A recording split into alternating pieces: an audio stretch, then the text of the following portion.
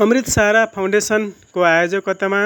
मिति 2082 साल ज्येष्ठ 14 गतेका दिन श्री जनता रामेश्वर मेमोरियल माध्यमिक विद्यालय ब्रह्मपुर डाकनेश्वरी 7 सप्तरीमा एक दिने निशुल्क आँखा शिविर सञ्चालन भएको थियो, जसमा 167 जना रोगीहरूले जचाएका थिए भने 65 जना मोतीबिन्दुका रोगीहरू पत्ता लागेका थिए। तिनलाई उपचारका लागि निशुल्क अपरेसनको लागि लाहान रिफर गरिएको छ।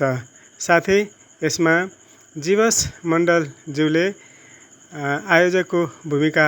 निभाउनु भएको थियो भने सगरमाथा चौधरी आँखा अस्पताल लाहानबाट डाक्टर साहबहरूको टोली आएको थियो, जसमा 11 जना सहभागी हुनुहुन्थ्यो र ब्रह्मपुरमा जुन आँखा शिविर सञ्चालन भएको थियो त्यहाँ भीमपुर, ब्रह्मपुर, प्रवाह, कबिलासा, भारतका सितवाही, त्यस्तै लोधी साइडका निर्मली र बिसरिया, पथरगडा, पातो, बथनाहा, कबिलासा, मझौरा, हुसा लगायतका गाउँहरूबाट, क्षेत्रहरूबाट र अरू जिल्लाका पनि केही पाहुना आएका व्यक्तिहरू पनि यसमा आँखा जचाउने काममा सहभागी हुनुहुन्थ्यो, आँखा शिविरमा सहभागी हुनुहुन्थ्यो र सन्दुक हृत, जसलाई नेत्र ज्योतिका देवता मानिन्छ, हृत फाउन्डेसनले यसको जुन वित्तीय सहयोग, आर्थिक सहयोग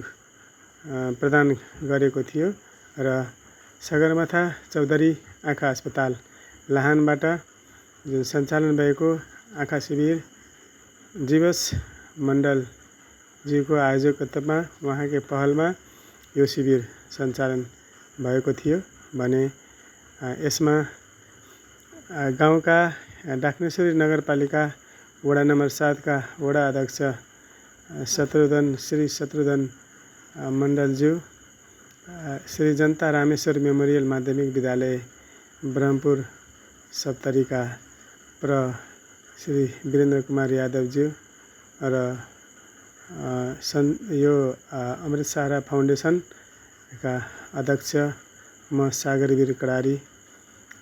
पनि यसमा उपस्थित भएर हामीले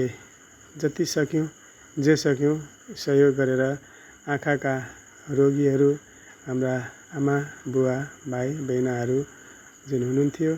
उहाँहरूलाई सक्दो सहयोग गऱ्यौँ। यसरी नै हामीले सेवाको भावना राख्नुपर्छ। एकअर्कालाई सेवा गरेमा हामीले मेवा पाउँछौँ भन्ने उखान पनि चर्चित छ। हामीले सधैँ सेवाको भावना राख्नुपर्छ र बढीभन्दा बढी मानिसहरूलाई, आपाङ्गता भएका मानिसहरूलाई